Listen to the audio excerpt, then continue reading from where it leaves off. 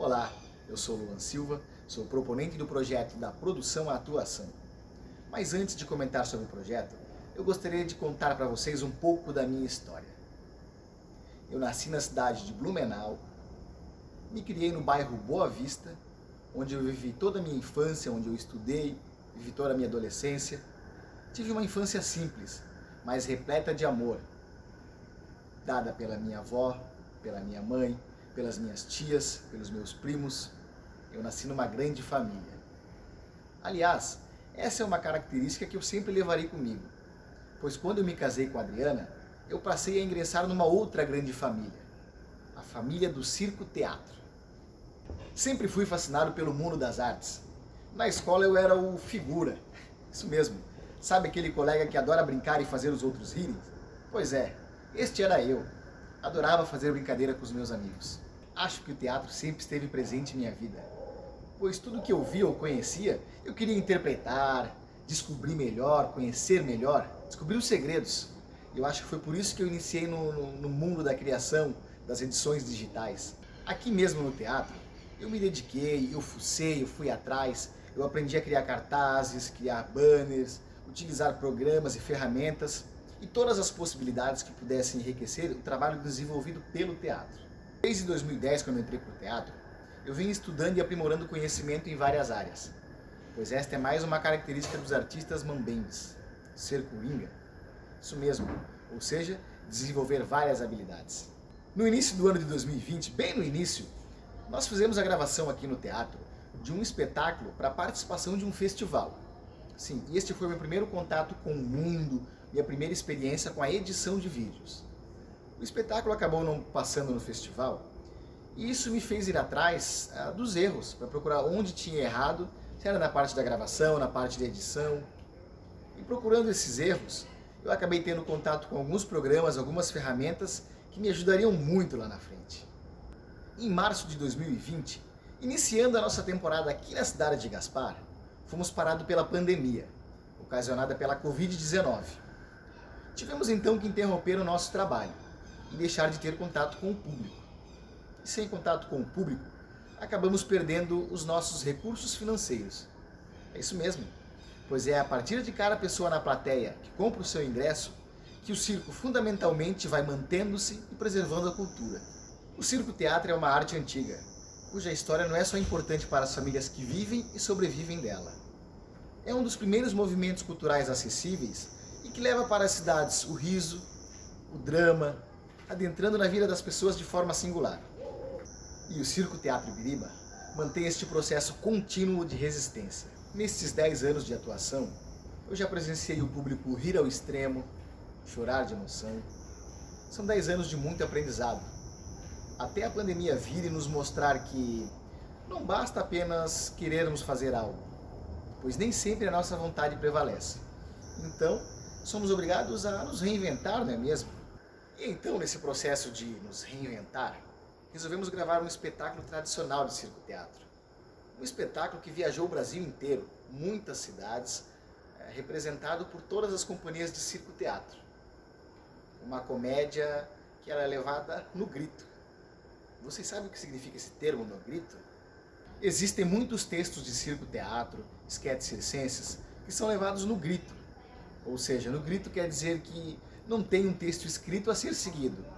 As falas são seguidas no falar, ou no grito, de um ator para o outro que puxa sempre a próxima fala. Existe, porém, um roteiro, e as falas são seguidas, mesmo que não haja um texto escrito formalmente, e isso também não caracteriza como um improviso, porque, embora alguma comédia ela possa acontecer, as falas seguem um roteiro pragmático. Agora que eu já contei para vocês um pouco da minha história, um pouco da história do circo-teatro, eu quero dividir com vocês como foi idealizado este projeto, essa ideia de gravar um espetáculo e entregar este conteúdo ao público. A ideia surgiu no início da pandemia, logo assim que fomos impedidos de trabalhar presencialmente com o público, nós sentimos a necessidade de estarmos próximo ao nosso público. Então tivemos a ideia de gravar um espetáculo. Primeiramente nós nos sentamos, toda a equipe do teatro, nos reunimos, colocamos vários espetáculos em pauta, até que foi decidido que seria gravado esse espetáculo, A Casa dos Fantasmas. Feito a escolha do espetáculo, então nós começamos a planejar de que forma que seria gravado este espetáculo. Na época eu tinha uma câmera semi-profissional, uma câmera da Sony, e eu já havia utilizado ela para gravar um espetáculo no início de 2020 para concorrer a um edital. Então nós definimos que esta seria a câmera central, onde ela pegaria uma cena aberta, fixa, sem movimento nenhum. Mas para que a gente pudesse dar um ar mais de teatro, um ar mais diferente, tivemos a ideia de posicionar 2 celulares, um em cada canto do palco, para captar ângulos diferentes. Então montamos toda a cena, gravamos todo o espetáculo perfeitamente, tranquilo. Após o espetáculo, eu peguei todos os celulares e a câmera, cartão de memória, passei todos os arquivos para o computador e fui para a parte da edição. A parte da edição ela foi um pouco mais complicada, porque no início de 2020, quando a gente fez a primeira gravação, eu fiz uma pesquisa e eu achei um programa para fazer a edição de vídeo, que era o Adobe Premiere, esse que vocês estão vendo aqui. Então, feito isso, eu busquei algumas videoaulas para me aperfeiçoar, de que forma que faria os cortes, como é que faria com a questão do áudio, essas coisas assim, esses detalhezinhos que a gente tem que estar atento na hora de uma gravação e de uma edição, né? Coloquei todos os arquivos no programa e na hora que eu fui visualizar os arquivos, eu reparei que a qualidade da câmera fixa, ela havia ficado uma, e os celulares, colocado um em cada celular ficou com uma qualidade. E a qualidade dos celulares ela ficou superior à da câmera. Porém, a iluminação dos celulares em si, elas ficaram muito ruins por conta de um sensor que os celulares possuem. Eles possuem um sensor automático, que assim que a pessoa coloca no modo de vídeo, ele ajusta a luminosidade conforme os movimentos da pessoa. E como durante o espetáculo os personagens se movimentam muito, então ficou uma troca constante de iluminação de cada celular. Desse modo, os vídeos não poderiam ser utilizados porque ficaria uma troca de iluminação durante todo o espetáculo. Então definimos que gravaríamos novamente o espetáculo, porém antes de realizar a gravação eu decidi fazer alguns testes. Eu peguei os celulares que havíamos feito a gravação anteriormente, fiz alguns testes, só que deu diferença. Nós tínhamos gravado com iPhone e com Samsung. O iPhone apresentou uma qualidade superior na parte da imagem, porém no áudio ficou muito ruim a captação do áudio. Já o Samsung, não que ele tenha apresentado uma qualidade ruim na imagem, mas a captação do áudio dele era muito superior à do iPhone. Então definimos que a gravação seria feita com o Samsung. Só que o iPhone, a câmera nativa, nós até conseguiríamos bloquear a iluminação, a troca de iluminação conforme o movimento, e o Samsung não. Então novamente eu fiz algumas buscas, algumas pesquisas, e para ver de que forma que eu conseguiria fazer isso. Então eu encontrei um aplicativo, que é esse daqui, o Filmic Pro.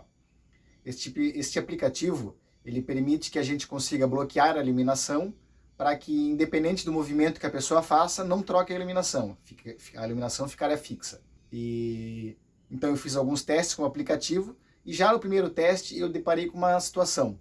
O aplicativo ele ofereceria esse recurso de forma gratuita por apenas 2 minutos. Ou seja, ou nós gravaríamos uma cena a cada 2 minutos, parávamos, iniciaríamos novamente, ou então eu ia adquirir a versão profissional, que essa versão ela tinha um preço um pouco alto na época. Então novamente eu fiz mais uma busca para ver se realmente valeria a pena fazer a compra, essa aquisição desse recurso premium. E pelas avaliações, então eu decidi que sim, valeria a pena fazer a compra desse recurso, porque esse aplicativo era o mais indicado por todos. Então, feito a compra, novamente realizamos a gravação do espetáculo, só que dessa vez com uma cena única, utilizando apenas um celular. E toda essa parte de mesclagem e troca de cena que tem durante o vídeo, ela foi toda feita no próprio programa, no Premiere. Eu utilizei cortes de cena e a cada corte eu aproximava o zoom, ou retirava o zoom.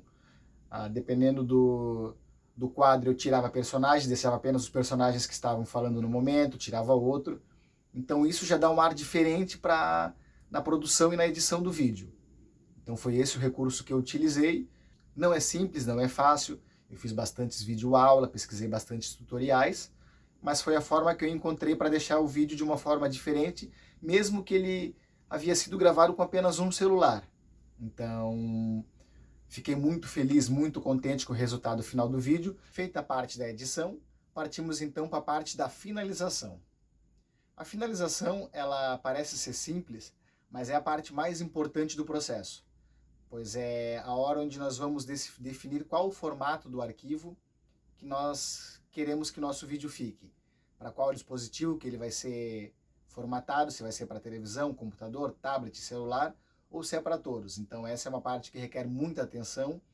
Sugiro para quem deseja aí editar um vídeo, para quem não tem experiência, que estude bastante essa parte, pois é uma parte onde nós vamos definir a qualidade do nosso vídeo. Então essa também foi uma parte que eu estudei bastante, eu pesquisei bastante, para que eu conseguisse formatar o vídeo, para que ele ficasse acessível ou assistível em todos os dispositivos, tanto na televisão quanto no computador. Bom, agora que eu já falei com vocês um pouco da parte da edição, eu quero falar com vocês um pouco da parte da atuação, em específico sobre esse espetáculo, A Casa dos Fantasmas. A Casa dos Fantasmas, ela é um espetáculo que ela não tem texto, ou seja, ela é levado no grito. Os atores, como foi dito no início do vídeo, eles seguem apenas um roteiro. Ele tem bastante improviso, porém o improviso ele fica mais a cargo do palhaço mesmo, do cômico do espetáculo. Eu interpreto o Simples desde o ano de 2014, apesar de ser um espetáculo levado há tantos e tantos anos, de vários atores terem interpretado, eu busco a característica de um ator que eu já vi interpretar, de outro ator, eu busco umas características que eu acho interessante e trago para o meu Simples, para a minha maneira de atuar. O Simples é um personagem que eu gosto muito de fazer, eu me divirto muito fazendo ele, o espetáculo em si eu acho muito divertido, muito legal. E agora eu quero lançar um desafio para vocês. Assim como eu saí da minha zona de conforto, eu busquei conhecimento, fui atrás de outras coisas, você também consegue. Então, grave a sua história, poste nas suas redes sociais, marque aqui, ó, aqui estão as minhas redes sociais, as redes sociais do teatro, nós teremos o maior prazer em assisti-los e quem sabe com a autorização de vocês, divulgar a história, o espetáculo de vocês para que todos possam assistir. Muito obrigado a todos vocês e até a próxima.